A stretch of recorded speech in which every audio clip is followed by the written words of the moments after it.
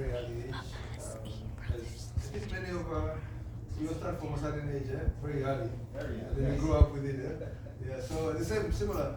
And I started doing, knowing about my art by doing murals, in the village and doing backdrop for school, theater pieces.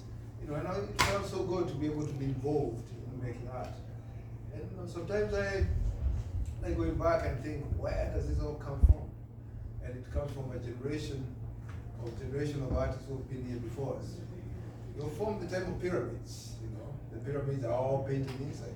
And I'm like, what a pleasure it would be to be the artist who was designing all those artworks inside the pyramids. And that's what we have, from musicians, from artists, photographers, all of us who are creative. We come from a generation of creative. So we have to keep on giving it out. From within, we bring it out. And that's this collection, which took me 3 years after I was like, I have to take a break from doing oil paintings for a while. And I decided, let me work on paper and take me back to my time of doing graphic designs when I was in college. And that's the reason why this body of work is just a culmination of my experiences here in the US. You can see a lot of masks around, and you can see fish, you can see a horse. The painting there, whereby, like particular one there there's a horse and there's 3 faces actually there. It comes from where my wife one day said, you know what, I think I want to be the woman who takes the generation of the women from before and keep on moving forward.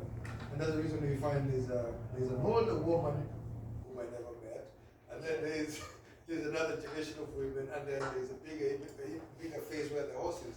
And the reason the horse is there is to show the gracefulness and the strength that the women have carried, us, from time immemorial. Some background information about where my basis of art comes from. I started reading about philosophy, and I came about this group called the Sophists. And the Sophists, as the Jews do, in the name Yahweh, which means Yah means male and Weh means female. Yahweh used to be YH. There never was A and E. A come from Adam and E come from Eve.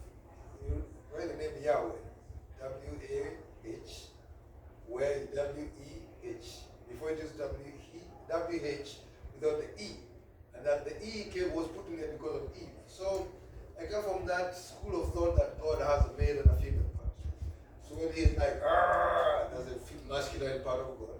And then when he's gracious and creative, there's a female part of God.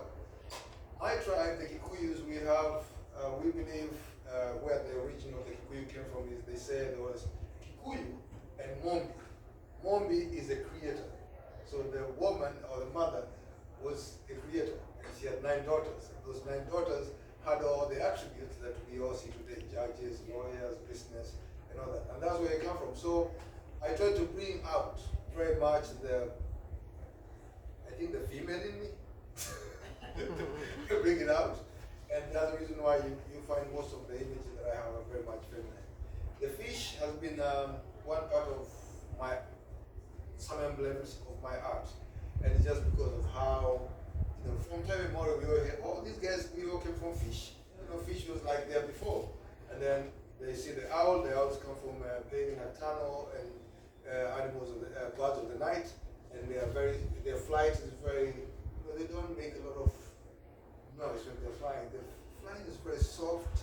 And they have even put microphones, recordings, to testing how the flight of hawks.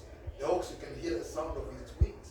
But the owls, you can hear the flight. When they're flying, they just fly so smooth. You can even record it on the mic. And with that ability, which is natural for the owl, and same natural for the fish to be able to swim in the water. That's how, even as human beings, we have that thing within us that we give out. And that's the reason why I present to you in my artworks. Thank you very much.